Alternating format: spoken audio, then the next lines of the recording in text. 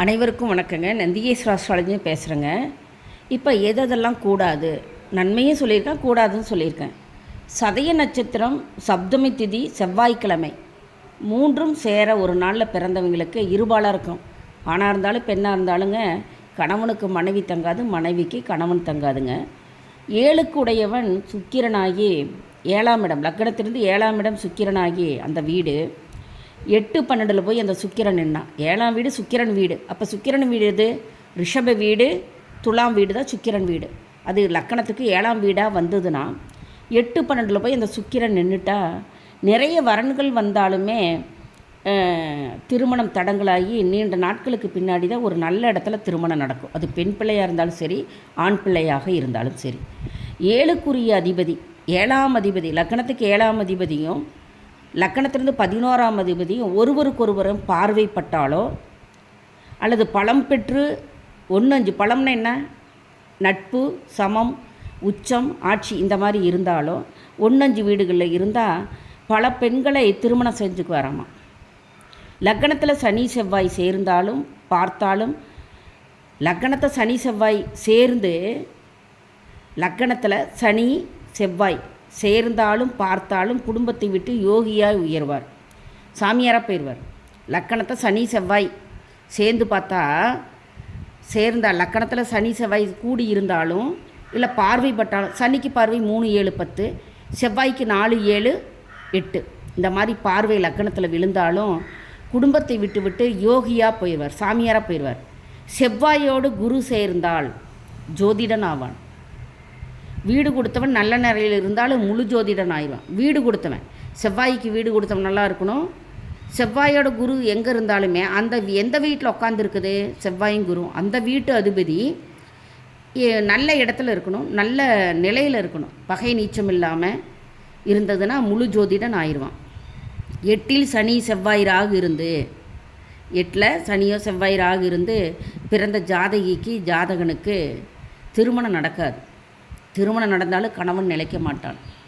அதனால் 8ஆம் இடத்துல செவ்வாய் சனி, சனியோட ராகு, செவ்வாய் சனி ராகு, செவ்வாய் ராகு அல்லது சனி செவ்வாய் ஏதாவது அப்படி சேர்ந்து இந்த 3மே சேர்ந்துருந்தால் அவ்வளோதான், கணவன் நிலைக்க மாட்டார். பிரிஞ்சு போயிட்டால் பரவாயில்ல, உயிர் பலியாக பிரிஞ்சு போயிடணும். ஒன்று பிரிஞ்சு போயிட்டால் நல்லதுங்க, ஒரு உயிரும் பாதிப்பெல்லாம் போயிடும். சூரியன் லக்கணத்துக்கு, சூரியன் அமர்ந்த இடம் லக்கணத்திற்கு, லக்கணத்தை 1ஆம் இடத்துல சூரியன் இருந்தாலும் 4ஆம் இடத்துல சூரியன் இருந்தால் 7, 10 இதான் கேந்திரம் ஸ்தானம். லக்கணத்தில் 1ஆம் வீடு, 4ஆம் வீடு, 7ஆம் வீடு, 10 சூரியன் இருந்தால் கேந்திரத்தில் நிற்க. அது 6, 8, 12 அதற்கு சூரியன் அமர்ந்த வீட்டில் இருந்து 1, 4, 7, 10 சூரியனை எங்கே அமர்ந்தாலும் சரி, அந்த சூரியனை 1ன்னு எண்ணி 6ஆம் வீட்டில் 8ஆம் வீட்டில் சந்திரன் நின்னா சந்திர தசையில் தாய்க்கும் தந்தைக்கும் பிரிவினை உண்டாகும்.